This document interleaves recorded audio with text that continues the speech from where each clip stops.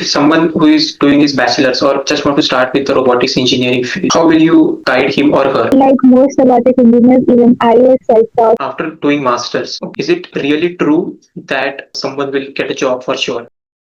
Hi everyone, we have Sayantani with us, and she's pursuing her masters in Northwestern University, which is MSR program, Masters in Robotics. So let's discuss with her about robotics and all the related stuff. Hi Sayantani, how are you? Hi, I am fine. How are you? Yeah, I'm doing good. So before moving forward, can you please introduce yourself? Yeah, sure. So I am a robotics engineer.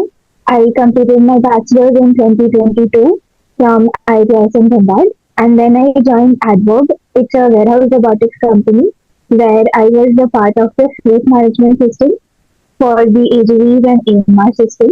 And then for 2 years, and then I started my master's in the Northwestern University MSI program, which is a 15-month program. And I'm currently working in a lab called Sense E, where I'm working on underwater ROVs, which is like a bio-inspired seal robots. And I'm doing the perception and the decision making based on that perception. So yeah, that's like the brief of the work. And yeah, that's the basic introduction. Thank you so much. And that's a huge experience actually, because doing robotics in India and joining a robotics company, doing a job there, getting some experience, and then going for masters is actually a good stuff. So starting from the beginning, because many of us stuck at a particular level where we want to start with robotics. So, if someone who is doing his bachelor's or just want to start with the robotics engineering field, how will you guide him or her who is just starting out? And as per your experience, because many of us are having that doubt, like whether how to get started, what is that particular roadmap? So, what's your So, like most robotics engineers, even I was self-taught. My bachelor's was in a very different field, and I joined my college robotics club, RoboSM, and there were a lot of seniors who used to work and who used to guide us.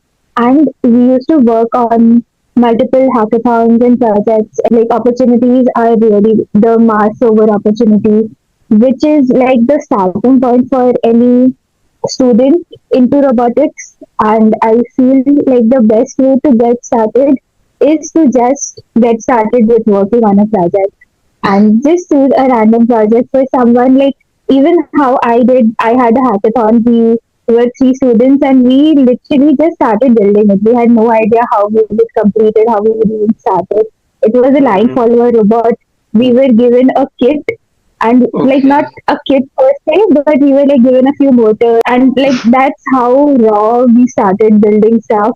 And I mean, just maybe even with tapes and Lego pieces, just get started and you'll figure out along the right? way and iterate over the process. You'll make better prototypes, but Hmm. just get started with every part of it, I guess. Okay, मतलब जो भी हमारे पास resources है, we have to start with that itself. Like there is nothing such a thing like perfect situation that we are in. No, no, absolutely not. And in robotics, I don't think you'll ever have a perfect situation. There would always be some hardware issues, some software issues, some integration issues, and you need to be Mhm. fine with dealing with chaos in general. So don't ever wait for like the perfect point where you could start or the perfect day, the perfect like you don't need to get into a robotics program to be a robotics engineer. Okay. So there are plenty of Mhm. resources online. Coming to that particular point, as you mentioned, it's really important point that you should not belong to a robotics program in order to start robotics engineering, because my comment section is sometimes flooded with the questions like I am doing CS, I am doing IT, I am doing mechanical, I am doing civil engineering as well. So likewise, students are pursuing their bachelors and they are still interested into the robotics field. We will touch the jobs part later, but still starting with the this particular section, like students are struggling to get into robotics while doing some other kind of engineering, or else those who are doing engineering in robotics itself, that's fine, but what skills should they focus upon? Because I think, as per my perspective, I don't know it's right or wrong, branch doesn't matter. Even though if you are from robotics, it doesn't matter. If you don't build robots, then that is not going to help you. So how someone can get started, like from the very basics. As you said, we should start building the projects. But what is a kind of, what can I say, structured way, or else what skills should they focus upon? So for a structure, I would say start with learning and learning plus. If you are not very comfortable with C++, maybe start with Python, work on Python for 3 4 months, and then switch to C++. But C++ is pretty like the starting barrier for robotics is reducing day by day because there's Mhm. lots of resources, lots of courses, lots of proper tutorials from best colleges and professors just out there free online and everyone could access it. There are like Hugging Face is a very good example which has everything open source. Then there's a Poppy project which has a humanoid open source.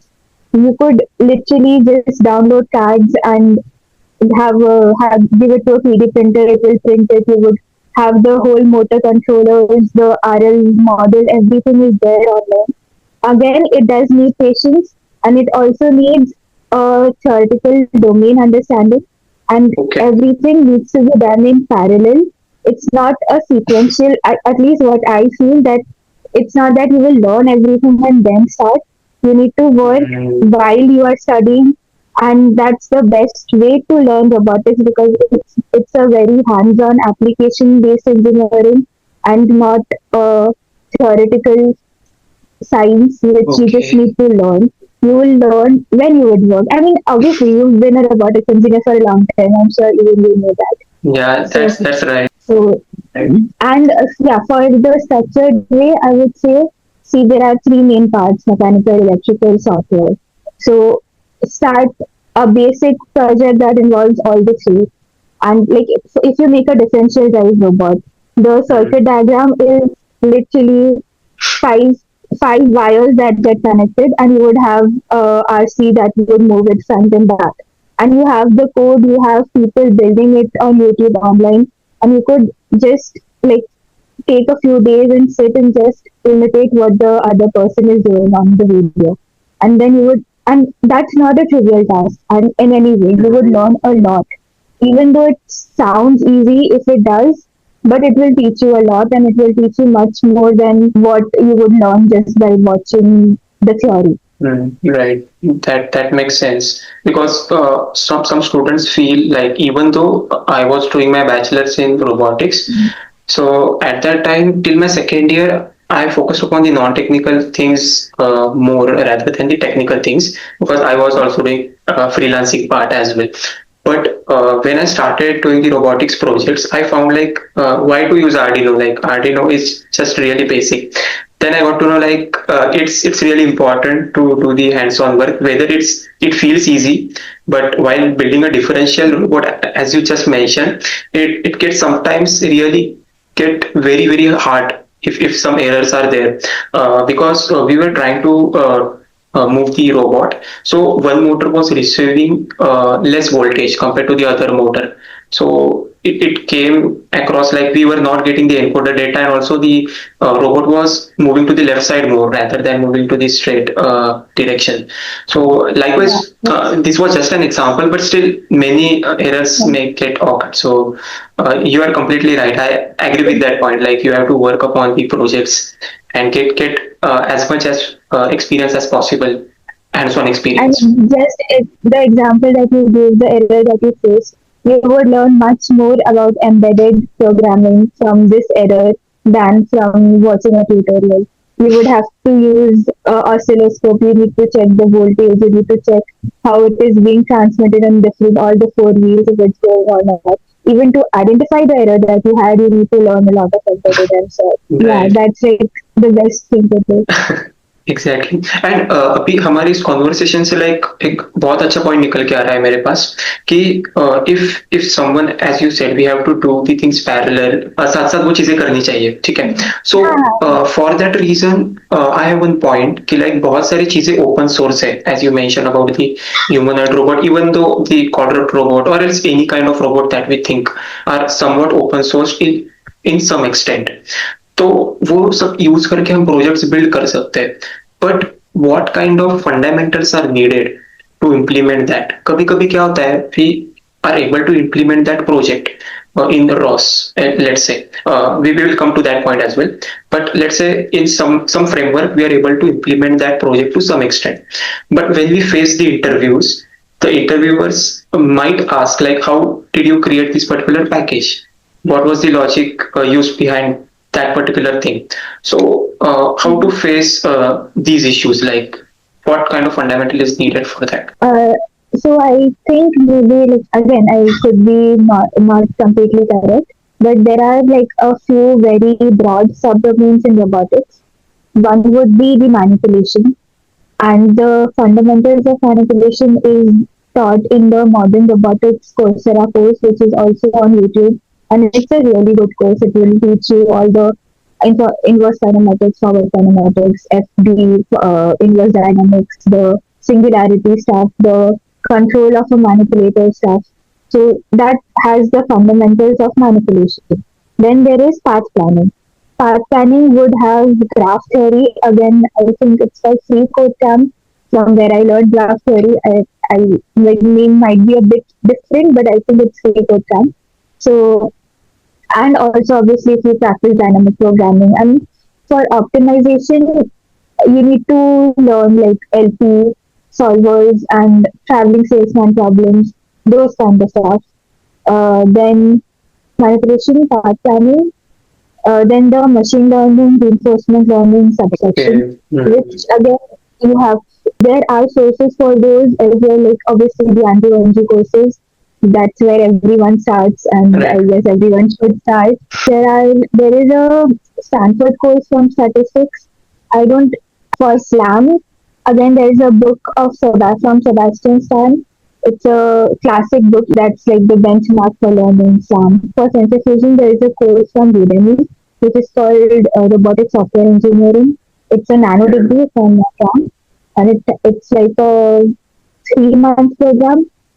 But yeah, that is a bit costly that we need to buy, and computer vision. Yes. There is a playlist from a professor in Colombia said I have thousand more resources. I just am naming the ones that I remember or I have personally done. But I'm sure everyone has an idea.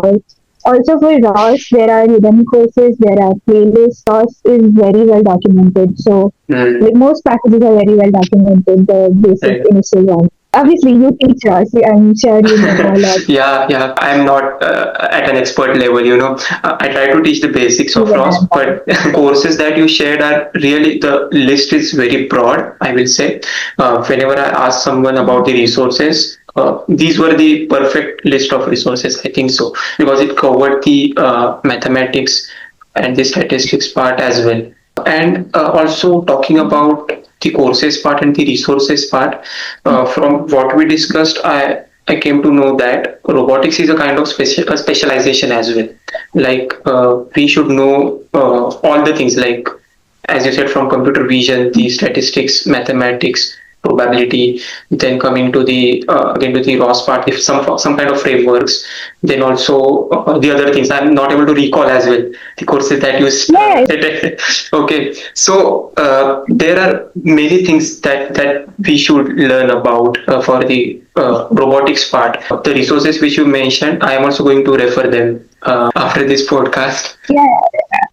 Yeah. Oh, also there is one more called Control for the Mobile Robotics by Georgia Tech University. One point is regarding these resources and relating it with the AI part. Artificial intelligence is based upon the data that we have, and it is rapidly changing. So, for the resources part or else for the learning purpose, so AI is having some kind of intelligence than us. So, if we have to learn faster, Okay. so what should we do? Because like if we read all these books at a particular level, it might take 2 years or else more as well. For a person Yeah. like me, it might take 2 to 3 years as well. But by that time, AI may overtake us. Not overtaking, but still, how to learn the robotics stuff faster using AI. Okay, that's actually optimistic way of asking that how you could use AI to learn faster. And yes, I don't think AI is overtaking us very soon. I mean, personal opinion, but yeah. So to learn faster, so anything that you could just write that what are the like current research domains or heavily research domains of maybe for example just any like for manipulation for example if you want to focus on manipulation that particular day you just go to GPT and ask that what are the resources available, what are the research domains. You read about those domains. You could ask it to give, link like refer it to the pages or the research labs that work on it. You could ask them to summarize. There are specific large language models that would summarize papers for you and they would give it in bullet points or more bit-sized pieces where you could read it faster. So I like reading research papers and researching that there's a deep think in both DeepSeek and ChatGPT, so you could read how GPT is thinking as well. So, and in general, I think it's a really good tool. Genuinely, it fastens a lot of process that you would like a lot of CMake errors that I have or a lot of Linux issues that I have. I ask GPT, and it's really good with that. Even scripting GPT is pretty good with it. So it's definitely very helpful, and I mean it can help you debug stuff and it can help you understand what all is out there for you to then specifically navigate to things that you want and then read about it maybe. If it links you to a project that you really genuinely like, then you could try to fork it and work on that project. Okay. It's a good tool. And if you ask about how to keep up with the changes, because I feel even that's what was one of your questions. So for every subsection that I mentioned before in robotics, there is a neural network version where you could train a model to emulate the algorithm, like the SLAM algorithm can be solved using a neural network model, the vision, the detection part of it, the recognition part of it. There are lots of aspects of computer vision that neural networks can solve. There are the VLA models that are coming in where they are solving manipulation tasks. You could use RL to solve manipulation tasks, even navigation tasks. So every domain can be solved using classical techniques, and many of them can be solved using learning-based methods. Okay. And you need to know the basic theory of the domain to use either of them. So how I see is that machine learning or neural network or diffusion models, everything is a tool. Even like the SLAM toolbox, you call it a SLAM toolbox. Right. So Yep. you are solving the problem using one of the tools. It could be classical, it could be learning.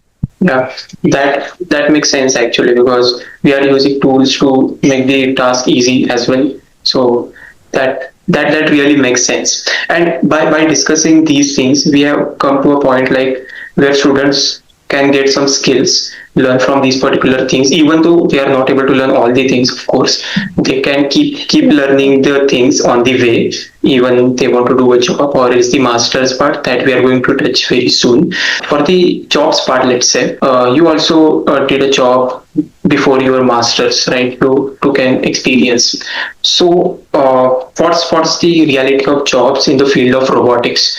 Uh, First of all, let's break down what skills are expected in a job in order to get a job in the field of robotics. And then we will move forward with the other questions as well related to Yeah, jobs. yeah, sure. So, so when I interviewed for adverb, uh, they like the basic was like algorithms about what I so I used to work in path planning stuff before, so that's why I was asked more towards that. But I'll give you a generic. I'll not just share my experience. So I have over like the 2 years, I've also like seen how the people are being like on the other side of the thing, like when the our seniors used to interview the candidates like the next GAT batches. So basically, if I summarize the overview, people need to know C++ and not in a very good depth, but the basic implementations, the basic concepts, object-oriented programming a bit. I won't say in a like you don't have to master it, but you need to know what those are and how to write it and how to read like a 500 600 length code. You need to know how to read it and you don't need another person or someone else to just point you out about how functions work, or how not just functions, like how the base structure of a thing works. You don't need systems designing or anything for a starter job. Then that's like the software part of it. The implementation part, there are, I think, multiple, like every job, every company has a different, even like every department in a job has different requirements. Some require ROS, some require using planning or optimization. Like if you are working in a ARM company, you would need to know how to, what is an SE3, what is a SO3, those kind of stuff you would know. But again, that is like if you cover basics and if you see what the company is working on, and if someone is building a AMR, then you would need to know SLAM a bit. But you don't need to be very good at it, but you need to know all the concepts. Just like maybe have a chart, have these notes where you write about all of the pointers, and just learn the basic concepts of everything, and then delve into whatever you like. And I'm sure if you build a few projects, a few robots in your bachelor's, if you have one or two such projects, that's also really good for a starter job. So, what you said, what can I get is regarding we should be able to understand the things from the fundamental level. The basics should be clear. The advanced part comes lateral. The company people can also understand he or she is not able to work on the product directly. Some kind of exposure is needed, but the fundamentals must be clear. If someone has mentioned about any particular project, that should be understood at a particular extent. So they should be able to clear the fundamentals first, and then we can expect to get a job. That's what we can understand from this particular thing. And also, one point is regarding the job description. As you said, there is no specific thing that we can get to know in order to get a job. So as per the job description changes, we don't have to change our resume, that's for sure, because we can't do everything. Like let's say computer vision, SLAM, path planning, navigation. So all these things are a bit more, what can I say, complex. It's not able to specialize all those things. Exactly. We have to choose some of them who is enough, I more than enough, I think so. But experiencing or else exploring, as we said before as well, having some kind of basic chunks of knowledge, and then we can focus on two things which are in demand, of course, and also some jobs are available for it. That might help, I think so. Knowing really well the thing that you did is much better than knowing partially, barely all of the things. And also during the time you could intern in, if I'm assuming if you're pursuing bachelor's, you could intern in a lot of companies that are there around. And maybe if you are doing two interns and do it in different sort of companies, so you get exposure from both the places, how you could broaden it.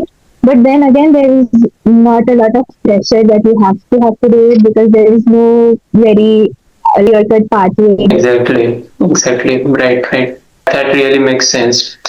And also for the jobs part, the thing is regarding what kind of jobs are available. Let's talk about first. The thing is in the Indian market. What is your opinion on the robotics side? Are there enough robotics jobs available? The main question is if I do CS and then I choose robotics, or else I'm doing robotics engineering, what is the probability to get a job after 4 years? So I would say they're doing robotics, and I can't that way I can come to a number. I can name a few companies. Also, I would say that we should all attend the ROS-Con that happens yearly and every once in every December, I think.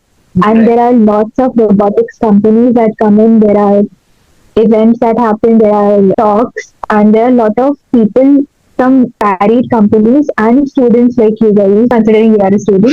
So, not you in general, attend those, meet as many people, talk to them, and understand what's going on in general, what are the requirements, skills, and if they have openings for internship positions or job positions, you could directly go up to them and say that these are the things I have worked on. Do you require someone who knows these skills? So that's how you can start a conversation or see if there are opportunities in that company. Then, in the overview, I would say there are lots of most companies of robotics are either in Bangalore or in Delhi. Delhi has, I think, most of them like are in Bangalore. Some of them are in Delhi, NCR, Gurgaon, Noida region. So what would be the best way? Yeah, so also follow Twitter, have a Twitter account, and Okay. a lot of people build, like there is a concept where people are building open source. So basically there are startups that post every week kind of that this is the progress we made, and like that's Okay. how they work, and that's how they get like the traction of. So there are lots of companies that build, like I won't say they are hiring in on Twitter, but they are active enough on Twitter for you to reach out to them and talk to them and Mm-hmm. see if they want more people. Like Adverb or Hightech, like the bigger companies, the ones that have been here for I think 8 9 years, they generally go to those automation shows. So that's also a good way of seeing the robotics ecosystem in India because there are lots of warehousing automation. So okay, so in India, I think, or even in US, I've seen that a huge part of robotics is the application is for warehouse robotics, which is like it is I think one of the most commercialized form of robotics currently. If you go to warehouse automation like shows, you would also meet a lot of robotics engineers and robotics companies. Even Pune has a lot of robotics companies. I Yeah. think Unbox Pune even Pune. also. Right, right. Yeah. Many startups are Most coming in Pune as well. yeah, yeah. Right. So we can't say like there are no robotics companies in India. There are opportunities. The right people should reach the good companies or else the right opportunities, we can Yeah. say. Also, one more thing I would say that because robotics is extremely interdisciplinary, there are many aspects of robotics that are used in a lot of other companies. So if you see Siemens, if you see the Autodesk, if you see MathWorks, they hire robotics engineers because they need vision, they need simulators, and simulation designing or the physics of that is very much similar to the kinematics and dynamics that we solve in general. Right. What could I say? The physics engine, I think even you could consider game designing also pretty similar to robotics because there's a lot of physics that's extremely analogous in both of them. So you need to be very clear with the skills that you have and then be a bit amorphous about the company that you are applying to it's because a lot of places there are lots of transferable skills that you could easily apply that company and their problem statement. Exactly. That makes sense. Yeah.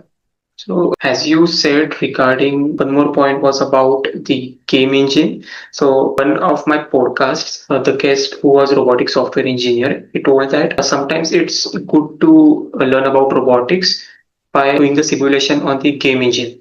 Let's say Unity. So it gives Yeah, experience of the real environment as well, like building a C++ script for that, or else how the robot behaves in that particular environment. So it might give a good experience as well to build the robots using the game engines. So I have not personally used it, but still it sounds real because the game yeah. engine has very good physics. It's a good kind of simulator, we can say. So that's the thing, I think so. So I've actually trained a few RL models using it. Has a Okay. RL gym as well, and it's very convenient to use. And you could design your own environment, or you could use pre-designed environments, and you could write the code for your reinforcement learning, and then you could train the model over your want. Like if you want to use Mojoko is open source, Isaac Sim is open source, Mm. Isaac Lab is also like a so Mm. you could use Copelia Sim for manipulation related simulation. VBots Okay. is also used a lot.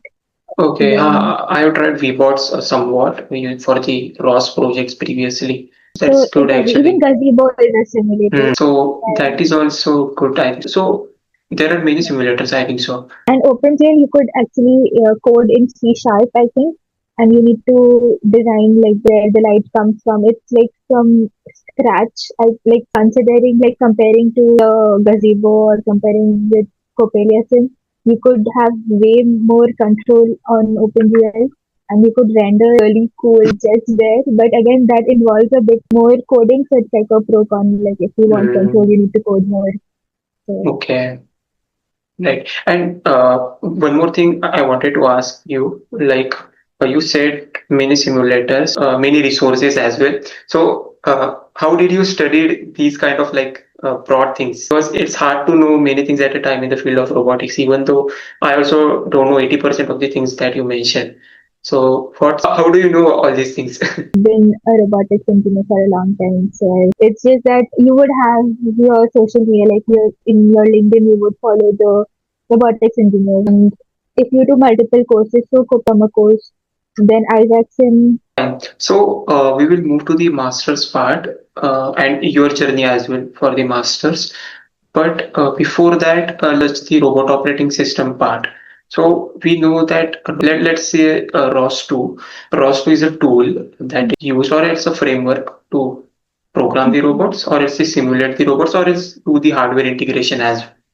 So what is your view on that? Can someone having skills with ROS or else robot operating system, is it possible to get a job in the software domain? ROS is very essential and is a very fundamental skill per se. There are a lot of isolated aspects in ROS that you can apply to a very different setting, and you may not even know that you are using something which is state change stuff so well integrated into the ROS ecosystem that it's much easier to integrate with every other part of your project. So if you learn ROS, one thing I would in general suggest that be very mindful and very intentional about what is happening, because ROS has a very good way of abstracting things. So it's very easy to do, makes it so lucrative. But at the same time, because it's easy to use, there are chances that we don't care about what happens in the back. And Right. again, even for the maximum packages I use, I don't know the whole thing. I barely know what some module or subsections and how they are linked works. But I always try to be mindful about, like if I'm using a CV bridge, then what exactly is happening, what is being converted, what is the transport of it. There are like there is something called BP Navigator, which is like the behavior tree of the nav. So Right. what is happening there? It's very difficult to care, but I think everyone should. So don't do it one day at a time and don't just sit and read the ROS open. Everything is open source. You could read the code, how everything, but don't just sit and read it because that would be very scary to do. But have it in mind that there are things that are happening at the back and have a intuition of what it might be. Right, right. So, And yeah, getting to know about the fundamentals about the backend, communication between the nodes happen, what is really responsible for those things, how the simulation works in Gazebo, and all the fundamentals. As we also discussed about the fundamentals. So the fundamentals should be cleared even though we use ROS or any particular framework, because I gave some interviews previously after completion of my bachelor's. So the question was regarding like about ROS, that's fine. Even though the job description was containing about a ROS part like ROS 1, Gazebo simulator, and all those things. But their next question was whether you used this particular framework in the hardware part or not. So simulation is fine, but have you worked with the hardware? Or else, if not ROS, then what will you use? Or why only ROS? Why can't we use any other things? So likewise, questions are going to come, even though you know about ROS. These questions will exactly. definitely come in your interview, and they might ask you to write the node during the interview, code in the robot operating system architecture. So likewise, anything might be asked as per your job description or else the job role. Yeah, Right. And moving forward with the next part, like the bachelor's part is mostly done till the job. But still, if someone has any questions, they can drop in the comment sections or else reach out to Sayantani. She might help you better. Okay. So for the master's part, you are pursuing your master's in Northwestern University, which is a top university, and it's not easy to get there. So, what did you do? And still, how was your journey for the masters at Northwestern University? And like, what's the reason of doing masters? Because many students also ask the questions like, after my bachelor's, I will do masters. But I think so. Like, as per my perspective, I don't know. But still, like master should be very clear like why we are doing it. Maybe person like me may not be suitable to pursue masters because maybe my more good skill is in communicating, or else my good skill is in some other things. I'm just trying to figure out now, but I don't know really Yeah. what's the thing. But still, like there should be some solid reason. So doing masters might benefit to get a job. That might be the real case. But what's your opinion on that? And how was your master journey? So I think this is like a very simple person kind of question. So I could like I could discuss about what my thought process was for pursuing a master's. So I'll start with that. So because I don't have like a formal robotics engineering in my bachelor's, and I like self-taught most of the things, and I was always had that in the back of my mind that there are things that might be required that a robotics engineer should know, and I might not know those things.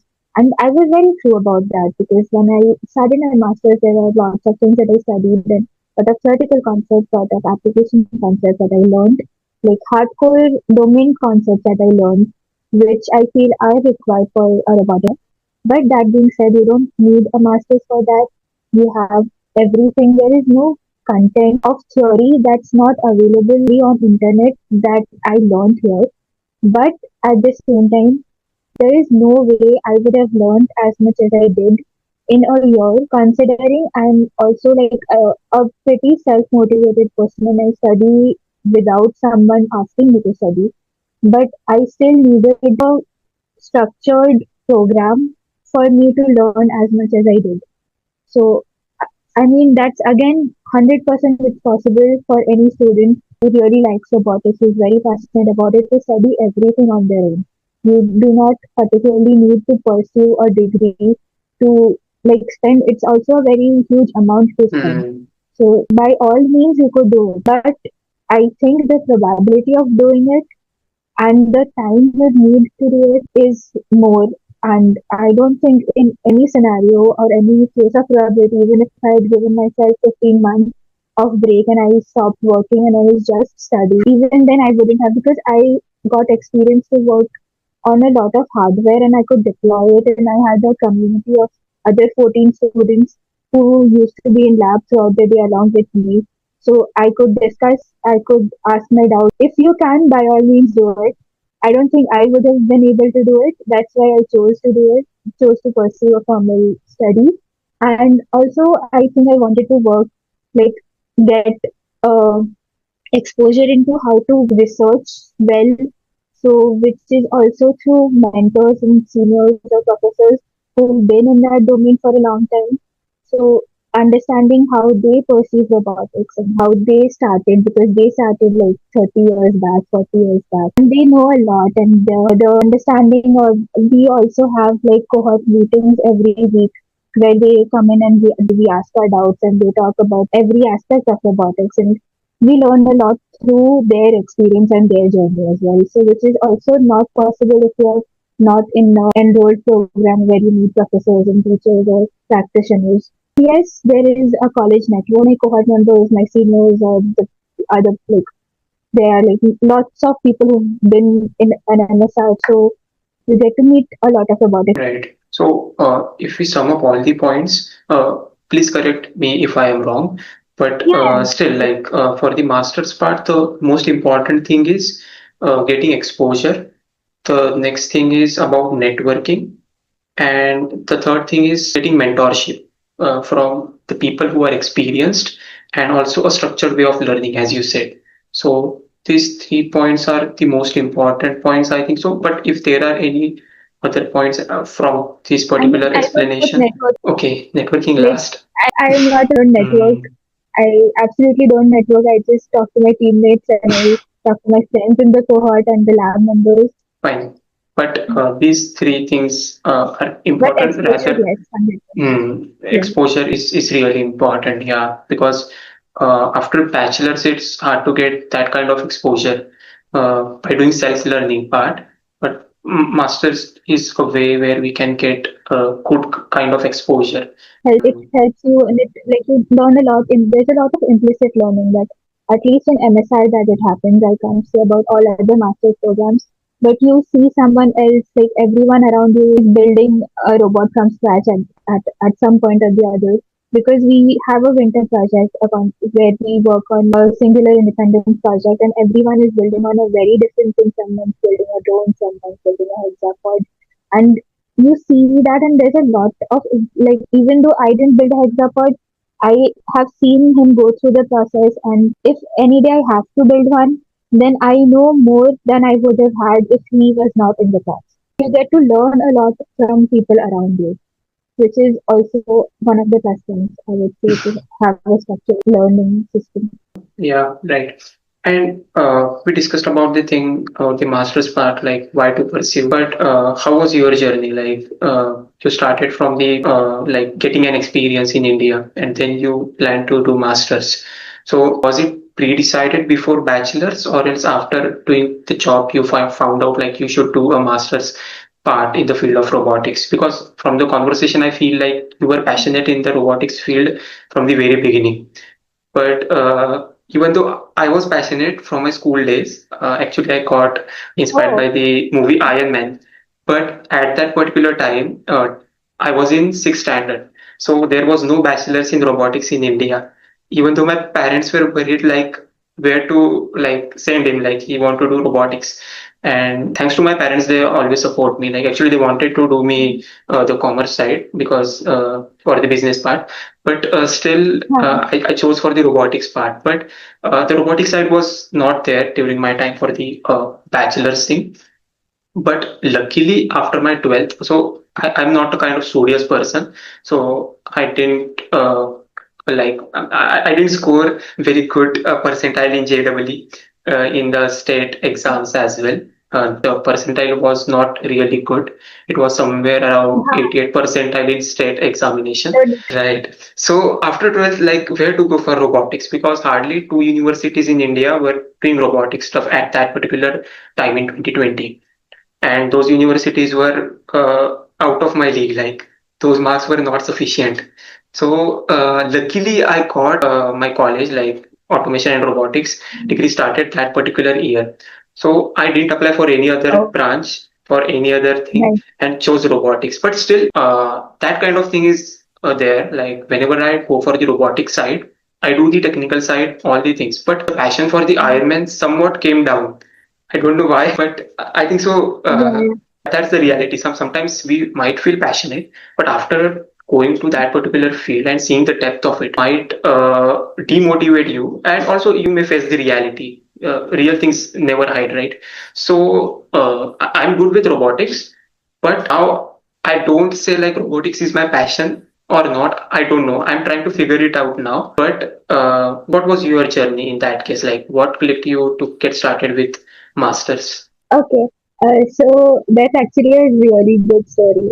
So directed towards how you what you want to study genuinely. They don't have the clarity. Even I didn't have that much clarity when I decided what branch to choose, because I didn't choose my branch. I got what my JSI rank gave me. So I mean, yeah. Again, I started, I think, robotics from, again, my first year. There was a tech fest where again, as I said, we made a team and we started building, and I liked it, and I think I didn't stop liking it basically till now. But I would say there has been, again, and there has been a lot of situations where I was like, should I choose what is, but there are more Mhm. opportunities where companies are coming to your campus to hire you, and I'm saying that no, I don't want to go into it because it's not my passion per se.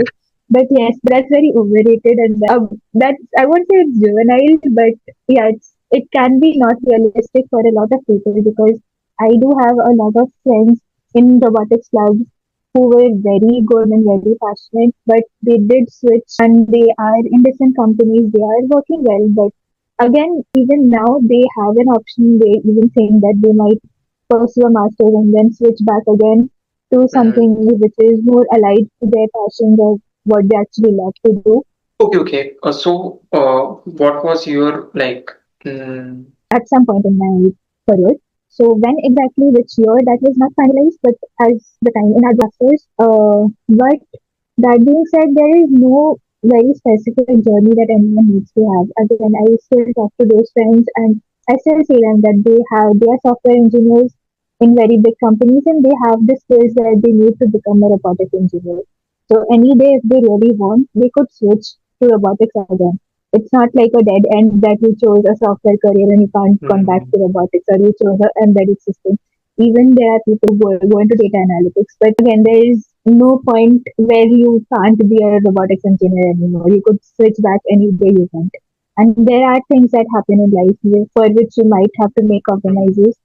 But once that phase is done, you could again switch back to things that you actually wanted to do. And if it's robotics, then why not? That Then if you meet them or if you talk to them, they like think about why they didn't do it and how they, as an engineer, as a robotics, why.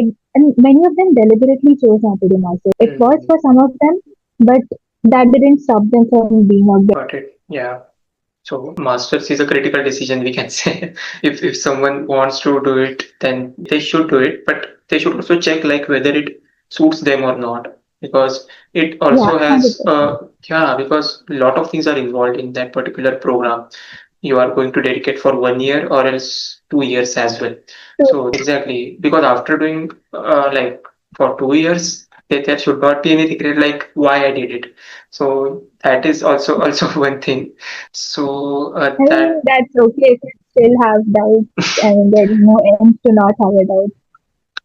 But that is also one thing, because all the time we don't have any clarity, because even sometimes now as well I don't get any clarity like what we are doing. It happens with everyone, like it's hard to get clarity, 100% clarity all the time.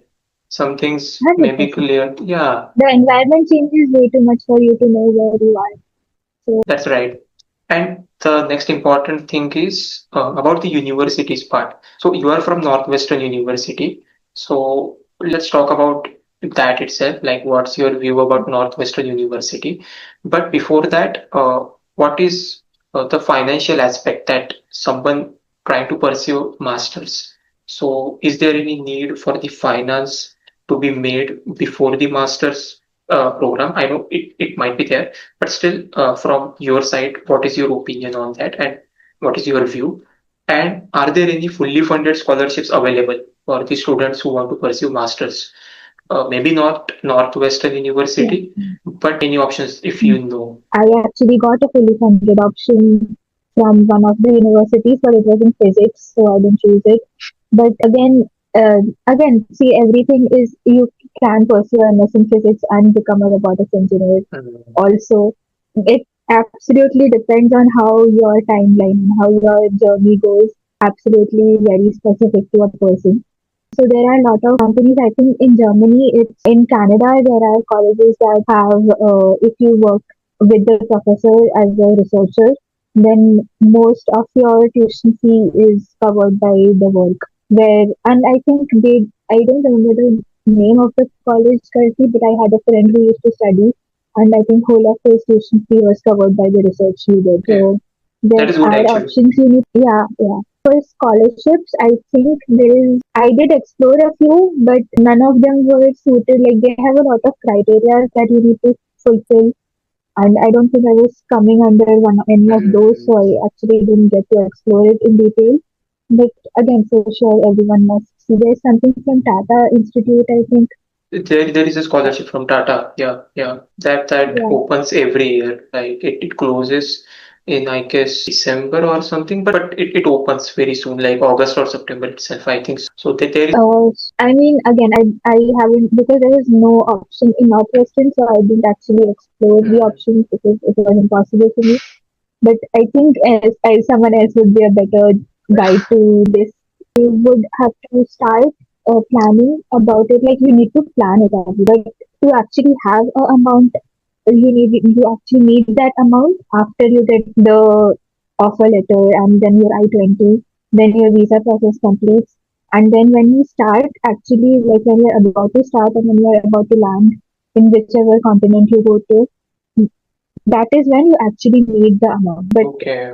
Coming to the point about your master's program at Northwestern University, how's your experience there, and how is the teaching in Northwestern University if you compare with other universities? Because that comes under top 50 universities in the world, I can say. So, what is your perspective? Like, if someone who chooses a top university or else a university which also has below ranking, like below 200 ranking, QS ranking, or a top university is the best choice for pursuing masters? I don't actually know what the other university is. I could comment only about the one learned a lot.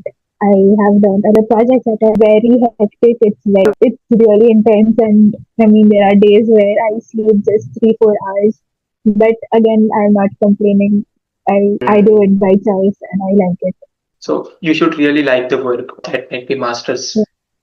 Yeah, that's true. And Northwestern University, we can talk that about in depth in coming episodes if we record any other episode, if you have any in the next episodes. But I have some If you have rapid, yeah, sure. But for now, I don't have any questions prepared. So like it's because it yeah, might yeah, get someone who is watching it who don't know about anything about robotics. So as you said previously, so it might get very extra knowledge for him or yeah, her. So that overwhelming. Yeah. overwhelming, yeah. And also I have some questions, like short questions where you can answer them rapidly if possible, because or Okay. else 1 or 2 lines is also fine. No worries about it. Okay, you can take more lines as well if you want. So first question is about after doing masters. Okay, is it really true that someone will get a job for sure? Because the reason behind this question, because many students try to pursue masters for a job. So what is your perspective, or else if you know anything about it? I don't think there's any guarantee per se about anything in general. Like even when I ran my bachelor's, there was like 100% placement record. But again, that's not what it is. If you like, as you would know, going through the 4 year process, those are numbers, and at the end, there are humans behind everything, the recruiter and the person who's applying. And it's a very situational basis. So there can't be a certainty that you would get a job. There is a probability that you have a very high chance of getting one if you are skilled enough, if you apply well enough, and the more you apply, the probability increases. But again, there is no certainty that because no one can give you that certainty. Yeah, got it. And the next one is about the software and hardware side of robotics. So, for the current scenario, let's don't get to the future part now, but for the current scenario, which is in demand, the software in robotics. I mean, both of them are equally important. And so, as a robotics engineer, but I know more of software and I do apply for software roles. But that's again a And what's the life of robotic software engineering with the advent of AI, let's say? So, as some of the software jobs are getting replaced, or else getting, what can I say, much more faster than the persons who are doing the job. So, AI can do the work faster. I see AI as a tool, as a helper, and not as someone replacing the whole job. Because I mean, the job requires a lot of physical intuition, which AI currently doesn't have. It can definitely develop into a more intelligent system in future, and it might have intuition. But for now, even for debugging and understanding, there are a lot of situations where you do need a human person to solve those things, and I don't see that being completely replaced by a machine or by a neural network very soon. It can be possible, but I don't know. For now, I don't think so. If you are asking my opinion, but then there are a lot of scientists who are researching who will know way better than what I could answer. Yeah, right. Because it's hard to predict about AI right now, what will really happen, because it's currently evolving and no one knows like what is going to change and what it is going to, let's say, disrupt the market or not. We don't know anything about it. In the field of robotics, I'm saying that there might be some other fields that might be impacted. If someone who want to apply for the international roles in robotics, that might happen like someone in India or else in other countries as well. If they want to do a robotics job not in their country and they want to apply for an international job, so that creates a big competition itself, because first of all, why the company in that particular country will hire the person who is staying in the other country, because it will be very costlier because they have to sponsor the visa. And also, why will they not prefer the local talent instead of like the international talent? So, what is your opinion, or do you know any kind of stuff like is this really possible, or else what do you think about it? And I mean, I don't so Indian students can apply there, and they might need a slight proficiency in Japanese, but I don't think that's like a huge Mhm. thing because many of them learned after they got the job. So Okay, that is strange actually because what I have heard like you should know a particular language. Actually, I didn't heard from a very good resource just from by discussing with friends itself. So we should know about German language. We should know about Japanese.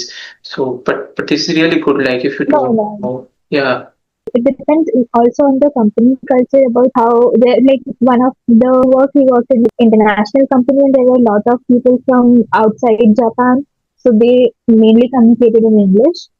But again, so two of my friends went to Accenture Japan, where they got the job and then they started learning Japanese. And in fact, Accenture only helped them to learn Japanese. So that's also a way. And I mean, there are also a few of my other seniors who I know that they didn't know Japanese and they did work in Japan. So that a criteria. It's good to know, and you might in general to live there for long term you would have to learn it because you need to talk to other local people and vendors and stuff, so that becomes a implicit requirement, but just to apply and start the job you might not if the company is multilingual. And Okay. other than Japan, I think there are places where you can get a work visa and you can apply, but again, I don't like if you want to do a PhD. Yeah, so I think there are like in my college at least there was some Indo-Japanese. I don't remember the whole thing, but there was some part where there was a lot of like campus hiring from Japan too, from our college. But Okay. yeah, I mean, there are options, and I'm sure there are way more options than what I know. Got it. So students should try to figure out the things like what will work. Unless and until they don't apply, or else we don't apply, Yeah, we are yeah. not able to understand like what really works, what really not. It might work because if there is a right kind of skill set and the company needs it, then they will definitely hire. Yes. But yeah. And about one question is regarding the skills part. Okay. This might be the last question, but for the skills in the non-technical aspect. Okay, so in order to get a job in a robotics company, what non-technical skills might be useful? Okay, if someone is not good Uh, at the technical part more, so how he can use his non-technical skills to get into the robotics company? not being you should be good at version control, like understanding when to pull, how to write a commit message, how to collaborate, how to raise an issue, how to like communicate effectively in a way that your concern is raised, but the other person doesn't feel that you are sort of not being like you're not being very. I think Docker would come under technical skills, but I think into different departments and you need to know how to interact well and collaborate well with all of them. And you need to Right. be a curious person in general as a soft skill, I would say. It's not a soft skill though, but yeah, it helps to be curious if you're. Okay, got it. So there is no such shortcut like get a job. Because I also know that that's not possible with robotics engineer. Some more technical things are expected from you guys. I know. Yeah, right, fine. So these were From the you guys. questions. Yeah, same rule applies to us. We should know what is happening currently in our domain and what are the requirements. And continuous learning, consistent learning is the only way to survive in the job market or else any field, I think so. Again, I hope people don't feel overwhelmed because I mean, even at times, even I do. But I guess if you treat a new information as a cool new information, which is like something which is interesting, and you are curious about what's happening, and not as something as a extra information that you need to learn. Like how you Hmm, perceive that information helps to register a lot of new information. right, right. And Also, so, there are websites like hmm, Upwork, where Upwork. there are like, yeah, yeah, where you could freelance as a robotics engineer internationally. Right. Oh, that is actually a good point because freelancing in robotics, because we talk about freelancing in video editing, graphic design, some other things as well. But freelancing in any field is possible, then like robotics as well. Because I have some experience, not very good experience. Uh, in between, like I guess before 6 months, I got some inquiries regarding like they need some help to solve their ROS errors or else ROS problems in a project. So Mhm. I took that project and I got paid for that as well. So That is kind of a freelancing gig itself. So Yeah, if that is someone freelancing. right. So if someone who is interested in freelancing in the robotics part, then it's definitely possible. Yeah. But the freelancing rule says that like as the company name gives you the job, like the company can give you the job. But in freelancing, your name works. If you are known in that particular field, then the customer will reach out to you outside the marketplace. Also in the marketplace, like any platform like Upwork or Fiverr. So if you have the ratings, good feedbacks, then that might work a lot instead of like you should know about some kind of marketing as well, like how to do the SEO part and how to write Oh, your gig, how to write your page. Because I did freelancing back in my college days using Fiverr. So I used to study all those things like how to write SEO, how to stand out of those 500 profiles. So that's the kind of competition. But the name oh, gets okay. created, yeah. So when the name gets Yeah. created, it works like a miracle because no one is going to see the new profile much more than your profile because everyone wants a profile gives at a better price rate if you have better feedback. And once the name is there, you are also reached out of the marketplace as well. So that's really good. Right. That those platforms have their own algorithms. They don't judge the profile based upon the SEO itself, but they do the SEO part because if your profile is not created in such a way which can hook the buyers, so that's the thing. If they are not able to hook the buyer, then Mhm. that algorithm is going to make you down, Mhm. and no one goes to the page three. Hardly buyers who come to the marketplaces, they just view the page one itself, and page two, Okay. hardly page two, that's not going to happen. But still, if you are on the page one, then you are going to Mhm. sell your product or the skill or the service that you are offering. Else that is not going to work. Then the best way is to create your own profile around it, to the cold emailing, cold outreach, and you can cold DM as well on LinkedIn, on Instagram, or else build your profile on any social media platform like on LinkedIn, on Instagram, or anything. So Right. that can help for freelancing. Oh, likewise, our conversation is going to end. And thank you so much, Sayantani, for taking time. And yeah, it was really insightful to discuss with you about robotics, about the jobs part, about the masters part, the skills part, and having such a depth of conversation is really going to help a lot of people. Even though I learned a lot of things from this conversation, every conversation teaches me a lot of things, and that really helps because every person has different experience, and a Mhm. person who has more experience than you, then that helps a lot. So I thank get you it. so much. It was very nice talking to you as well, and it's very good to see how passionate you about our field. And it was very nice to talk to you, and I hope you do really well and you stay in touch. And excited to see what you do next and what you work on. Okay, thank you so much. And if you have time, I would like to invite you for the episode two as well. Like we can figure out what we can talk about and we can record episode two as well. And please reach out to Sayantani. We are going to put the link in the description of her LinkedIn profile or other handles as well where she is present. So you guys can ask questions as well and reach out to her. Thank you so much.